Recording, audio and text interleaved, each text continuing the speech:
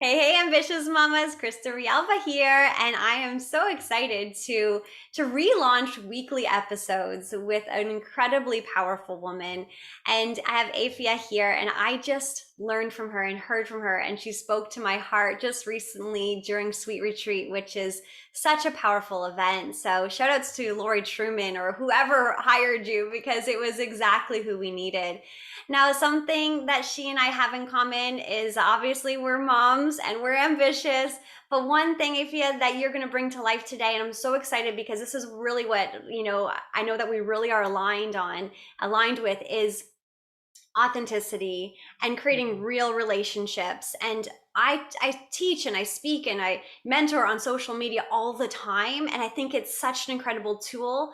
But where people are missing the mark the most is not keeping the true, genuine social in social media.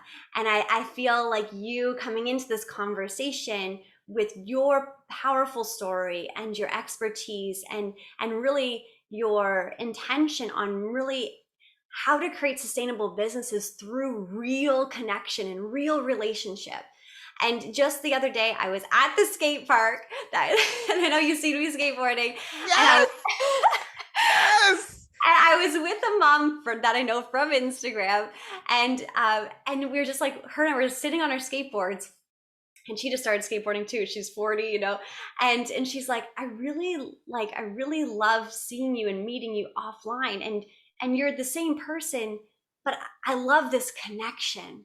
Mm. And it was me kind of letting down my guard too, and like showing that things are not always perfect, and that I have bumps and bruises just like the other mom, and mom to mom, we've got this. So thank you so much for being here, and I'm so excited to get this conversation going. So Well, thank you. Thank you so much, Krista. Thank you, first of all, for reaching out and carving out the time for this. It's such an honor and a pleasure to connect with you as well, because I'm the same girl. I was girl crushing you when I saw first when you shared your story at Sweet Retreat about starting your skateboarding journey. And I have to give credit where credit is due. I actually was brought on by the Sweet Retreat team, first of all, by introduction by Tracy Graham from oh, Canada. yes. Yes, and Tracy's an amazing supporter of female leadership and entrepreneurs. So I really have to give her huge kudos for that and for championing other female businesswomen. And then the events team, the events team, Riley and Melissa, who had asked me to participate in this event. And as you know, it was an event that was supposed to be in person, and then we had to change the date and it became a virtual event. But I'm just so glad that we were still able to connect and hear so many powerful stories and get so much incredible training from those such as yourself, Krista, who are in the trenches. You're in the trenches building a business. You're in the trenches as a mother. You're in the trenches showing other people how to do it. So I'm excited about our conversation today because it is going to be all about that. It's going to be all about being authentic as a mom, regardless of what you're doing outside of your motherhood journey. Yeah, and we're recording this a day after Mother's Day, right? And I think it's perfect timing. So I think, we're all grown women on Instagram, so we shouldn't fall prey to like comparison and comparing ourselves to other people and feeling less than. But why do we do it? Yeah. Oh, that's such a good question. That's such a good question. So first of all, before I give any advice, I do need to give you all a disclaimer. Okay. Yes. I am not a professional mom. Okay. Like, if you need professional advice, you should probably seek a professional's advice. I am an amateur mom. I do this full time because of life circumstances. Once you have that child, your child is your child for life. Hmm. And everything that I know and I have experienced, it is due to amazing women who have come before me, my mother, my grandmother, aunts, and friends who have come before me, and also the support of an amazing community of other mothers, and also just other supporters of raising children. So, like I said, I'm not a professional mom. I don't know who is, but today I just want to share with you what I've learned in my journey. And Please. so, this comparison thing, honestly, Krista, I think in addition to social media, I think it comes from our deep desire to do things right. Mm, As women, we tend to want to be validated in what we do. We want to be appreciated for what we do. We want people to acknowledge us in our journey, that we are going along the right path, and that we're not only taking care of ourselves, but that the future generation is going to be okay with our influence. I mm, think once you become a mother, there's this additional level and awareness of a responsibility that wasn't there before. mhm, Right now your actions and everything that you do is not only going to have consequences on your life, but it's going to have consequences on another human being mm, and another generation of human beings whom, if all things work out as we would hope, they are going to outlast us on this earth. mhm. And so this awareness of that, I think then we seek answers. We look around for confirmation that this is the right way. And in addition to that, let's be real. The minute you have a child come into your life, no matter how that happens, people are so ready to give you advice on how to do it right. Right? Like, am I right? Did you get that right when you had your first child? Like, people are ready Yeah, voluntarily without you asking to give you advice on what you should be doing. absolutely. I mean, I got goosebumps, right? What spoke to me, so that truth that you just spoke is so real, like, because that's it. You just nailed it. Is that yes, we are comparing ourselves to other moms and wondering if we're good enough and wondering if we're doing it right. But ultimately, it's because of the deep love and for our children, right? Yes. So it's like, I think that is so powerful, right? It's like, I don't want to screw up my kids. If I give them these shoes, will they be happy? Like, that mom Right? got their kid new shoes. Exactly. And how many sitcoms or movies have we Yeah. seen with people on a therapist's couch Yes. talking about how the parents ruined their lives, right? Like, nobody wants to be the topic of that discussion. Can we avoid it though? Like, I feel like there's always going to be something, because we're Absolutely. doing the best we can, that's for sure. But that really Absolutely. speaks to me deeply, and it's like I have those conversations with my husband often too. It's like, it's like, do we want them to duplicate this behavior, right? And I'm also, looking, always trying to listen to the words that I'm saying, and choose my words carefully. I don't have to go to work, right? I Mm, choose to go to work. And why do I go to work? I don't go to work to make money, right? I go to work to impact people, to impact yes. these women's lives, to hopefully make a difference. Different narrative, right? That is so true. That's true. And they are listening and watching. I'll share with you briefly, Krista, my motherhood journey, because I think every mother has their journey into motherhood, and it's something that we hold dear to our hearts, and we will always remember. I met my husband in 2009. Mm-hmm. Okay. And then a couple years after that, in 2011, we got married.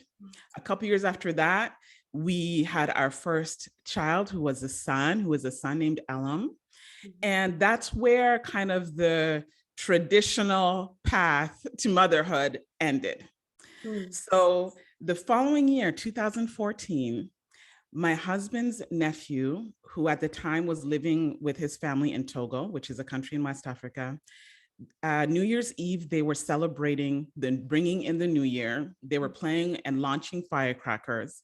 And unfortunately, one of them exploded in his face. And so that accident left him completely blind. So you can imagine, 13 years old, he is seen, able-bodied all of his life. All of a sudden, because of a freak accident, he's completely blind. Wow. And there's a long story to how this all happened, but eventually, as a family, so we're talking about his parents, myself, our extended family, and my husband, we decided that the best course of action to support him in his future growth was for him to come to Montreal in Canada, where we live, and attend a very specialized school for the blind that is here. Mm. And the best way to do that was through adoption. So can you imagine that his parents, and he's their only child, his parents had to legally give him up, knowing that if they were to leave their life behind, that was very, I would say, very comfortable and very successful people in their own right, if they were to leave that all behind to start from scratch in Canada, it would be a disadvantage to their child. And now the extra needs that he had. Mm. So we had a 1-year-old, we had a 13-year-old with a brand new disability that we were all navigating. And we're also navigating this international adoption process. Wow. So that all happened, 2014 and forward. And today, honestly, I'm just amazed at what both of my sons have taught me throughout the process. Their love, their grit, their perseverance, their maturity, and just also the lighthearted joy that only children seem to be able to master at that age.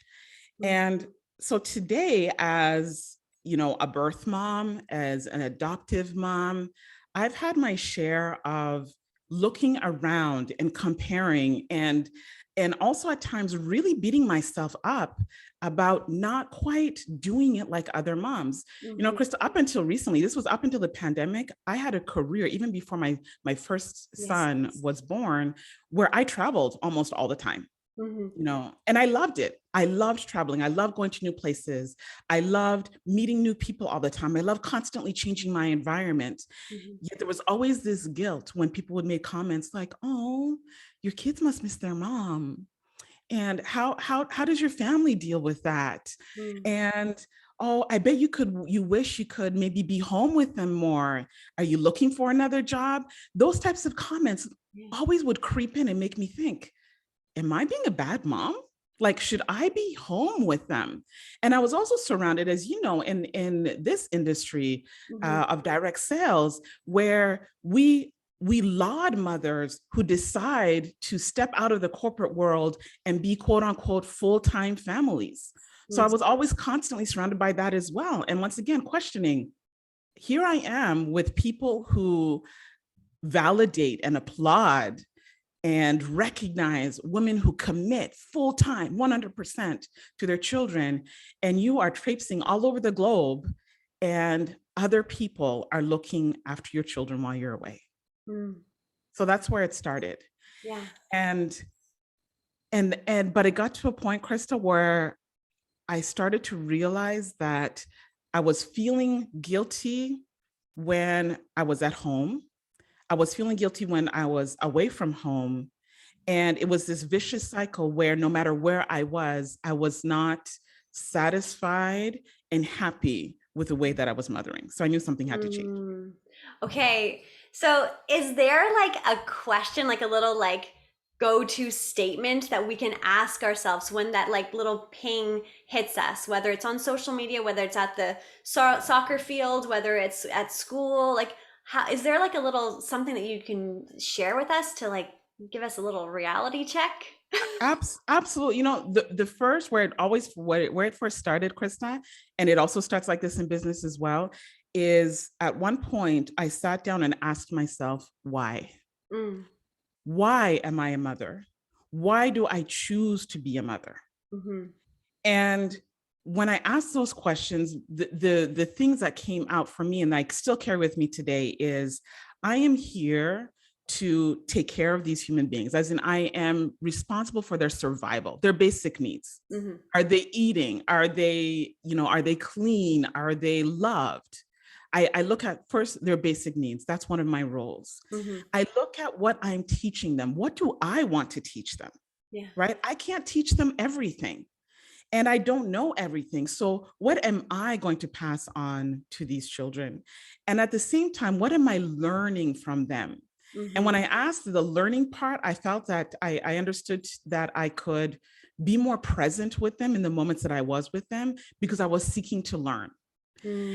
And then the last thing that I think we should all ask ourselves is, what would I love to do more of and what don't I need to do? Yeah. What is it that I need to do? And what is it that other people can do for these children? And that includes your own children.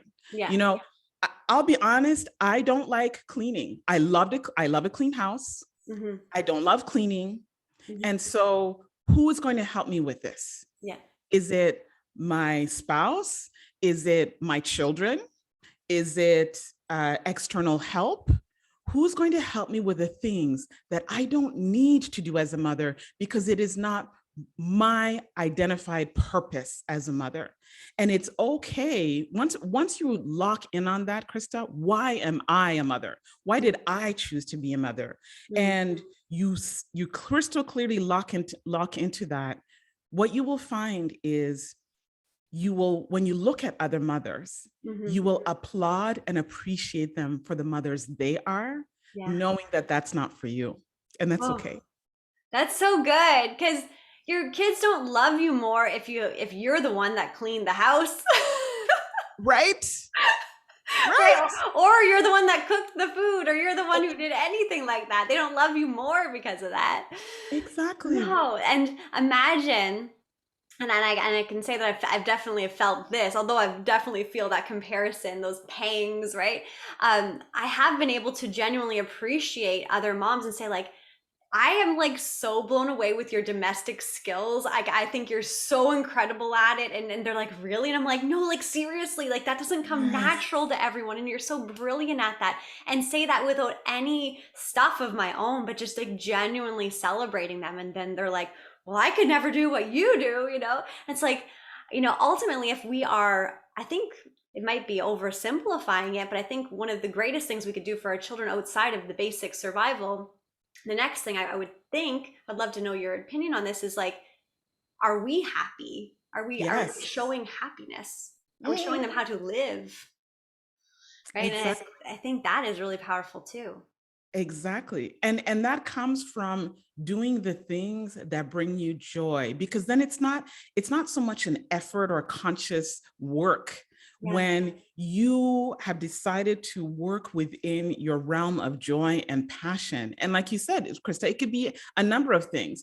There's some moms who are extremely creative or crafty and they're artistic, or there are some moms who are very technical and they love to, either build things or mechanically work with things with their children. Whatever the case may be, is lock into that, Yeah. because there is this joy and this passion and this happiness, like you mentioned, that you pass along to your children, and they remember that. If I think about my parents, my mother is one of those domestic divas where she's an excellent cook. She cleans amazingly. She's excellent with words and stories and grammar. And every time that I caught her doing these things, I remember just the joy in being in her presence. Yeah. When she's cooking, she's singing, she's smiling, there's a joy that follows her. Uh, And I wanted to be with her in those moments, not because I wanted to be cooking with her, but mhm. because I knew that she was happy and I wanted to be part of that. Right. And our children can have the same experience watching their mom play their favorite sport, or on Yes, stage speaking, or doing work they love, or giving back, or doing anything that lights them up. That's so beautiful. That's incredible. exactly. Amazing. I know we only have a short amount of time left together. I would love to bring the conversation to social media for a second. Mm. Are you okay with that? Yes, I'm good Yeah. with that. Um, Yes. because I've been such a promoter and advocate for social media, and I know there's so many like negative things about it too, possibly. But I think back to where I started with how I feel like we're so aligned with creating meaningful relationships and bringing you know creating sustainable businesses by creating Yes. relationships, right? And Yes. and I give the example oftentimes of if you were to walk into a grocery store and someone was like, nice dress, you wouldn't ignore them and keep walking. Like that would be really weird, right? Right. Right. Like you'd be like, oh my God, thanks, I got it from here, da, da, da. And you would share with them. And I think it's like, if we can use social media as a tool for engagement, interaction, and support, I think it could be beautiful, and it is beautiful. What would you say based on what you know of social media and that? Oh my gosh. Well, first of all, you nailed it right there, Krista, because that is one of the things that I think I cannot express enough how important it is to have real conversations on social media. And I don't know what it is about a screen or a tactile, Yeah. flat object where people all of a sudden disengage from regular rules of of society It's true. when once they pick up this device. Yeah. And I'm just going to say it right out. I mean, I'll be honest. My biggest pet peeve Yes. is when people put out content and then people engage with your content and then you ignore them. Like what? Like what? As you said, you post something and somebody says, "Wow, I love your earrings." And then you just post something else tomorrow. Are you kidding me? Yeah. Right? Someone has taken the time. We all know what this is, right? Because the normal social media response to a post is the finger, swipe up or left or whatever it is, right? It's a swipe and the scroll. So if they stopped their scroll to actually type something, Yeah. hello, Yeah. can we at least interact? So Yes. that's number one. Don't forget all of your humanity just because there's a screen between you and this other person. The other thing, and you do this so well, Krista, is bringing in the authenticity, which means sharing the full story. Mm-hmm. You and I both, we don't share everything on social media, right? We couldn't. There's just not enough time in the day to do that, even if you wanted to. Yeah. But be very aware of the fact that you shouldn't just be sharing the high points. It Mm-hmm. shouldn't just be a celebration platform. Mm-hmm. Share the journey with people. Mm-hmm. And it doesn't always have to be real time. I think one of the things that people struggle with is, for some reason, we think that because something was posted today or that we saw it in our feed today, that it happened today. Mm-hmm. One of the things that I do, especially when it comes to tough moments and struggles, is that I will take the time to write a little note, to journal about it, maybe save a particular photo in the moment, and then I will leave it and I will let myself process what has happened. And I will allow myself to learn and to grapple with what I'm struggling with. I will allow myself that private time to Mm-hmm. learn the private lessons. Yes. And then when I do that, whether it takes 2 days or 2 months, or sometimes even 2 years, Mm-hmm. I will then make my lessons public. Yes. And when you do that, I am telling you, it doesn't matter what the situation is. You could be talking about skateboarding. You could be talking about going back to school. You could be talking about going through a separation or a traumatic event. People will resonate with your message Mm-hmm. because we all go through life struggles as women, as mothers, as business owners. And that's where the relationships are built. That's where the Oh, yes. Oh my God, so good. Don't post when you're in it, right? Post when yes. you've learned from it, right? Because that is Mhm. your time to personally process. It's not your time to grieve and air your stuff online, right? A Right. 1000%. Oh my God. I hope everyone listens to this word for word. There were so many golden nuggets in this episode, so many gems. Thank you so, so much. I could talk to you for as many hours as you would be here talking to me, but I feel really drawn to you. I feel connected right at the heart, and I'm here, supporting you. And thank you so much for being here and sharing your wisdom. It was exactly what it was supposed to be. It's my pleasure, Krista. Thank you for having Thank you me. so much. We'll talk soon. Thank you. Bye bye.